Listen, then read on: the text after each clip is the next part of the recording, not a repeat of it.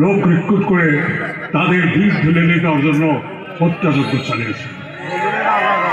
আসলে রাজাকার শব্দ অর্থ সাহায্যকারী। হ্যাঁ, তারা সাহায্যকারী ছিলেন।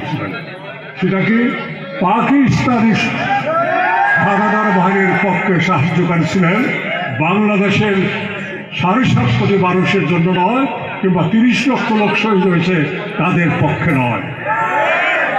আমি কাকেও দোষারোপ করতে চাই না, অতীত নিয়ে ঘাটাঘাটি করতে চাই না। আমি শুধু বলতে চাই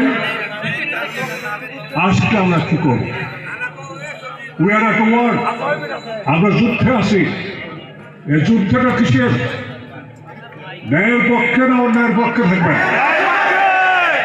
সত্যের পক্ষে থাকবেন না মিথ্যার পক্ষে থাকবেন? স্বাধীনতার পক্ষে থাকবেন না পরাধীনতার পক্ষে থাকবেন? যারা এখন পর্যন্ত 71-এ 30 লক্ষ লোক শহীদ হয়েছে তাদের জন্য প্রকাশ্যে ক্ষমা চায়নি, তারা কি এখনো বাংলাদেশকে তাহলে ভালোবাসে? এই 30 লক্ষ লোক আমাদের ভাই বোন, তাদের এই আত্মার মোনাজাতের জন্য তারা দিন করে প্রার্থনা করেছেন, করে নাই? তাহলে আজকেও বাংলাদেশে কিছু লোক আছে যারা স্বাধীনতা বিপন্ন করতে চায়, স্বাধীনতা ধ্বংস করতে চায়। আর তারেক রহমান সাহেব দাঁড়িয়েছেন শামসুর রহমানকে সাথে নিয়ে স্বাধীনতাকে রক্ষা করার জন্য। সেই জন্য আপনারা ধানের শীষে ভোট দিবেন। আপনার প্রত্যেকটি ভোট মূল্যবান। আমি আরে ভাই খাবো, আমি ভোট চাইতে আসিনি।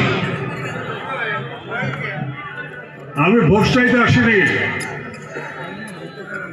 আপনার ভোট বিবেক দ্বারা, দেশপ্রেমের দ্বারা, লক্ষ শহীদের রক্তের উপর দাঁড়িয়ে যে বাংলাদেশ প্রতিষ্ঠিত, সেই বাংলাদেশকে সামনে রেখে আপনার বিবেক যদি বলে স্বাধীনতা রক্ষা করতে হবে, তাহলে ধানের শীষে ভোট দেবেন। আর না হলে রাজাকারদের প্রতিভূ যারা দেশকে গোলামের জিন্দিগি আবার আবদ্ধ করতে চায়, পাকিস্তানি ধারায় নিয়ে যেতে চায়, তাদেরকে পরাজিত করতে হবে। 71-এ আমরা করেছি, আর একবার করতে চাই। আর একটা কথা বলে যেতে চাই, এই ধুলোড়িতে হাই স্কুল কে করেছে? আমি করেছি। ব্যাংক কে করেছে? আমি করেছি।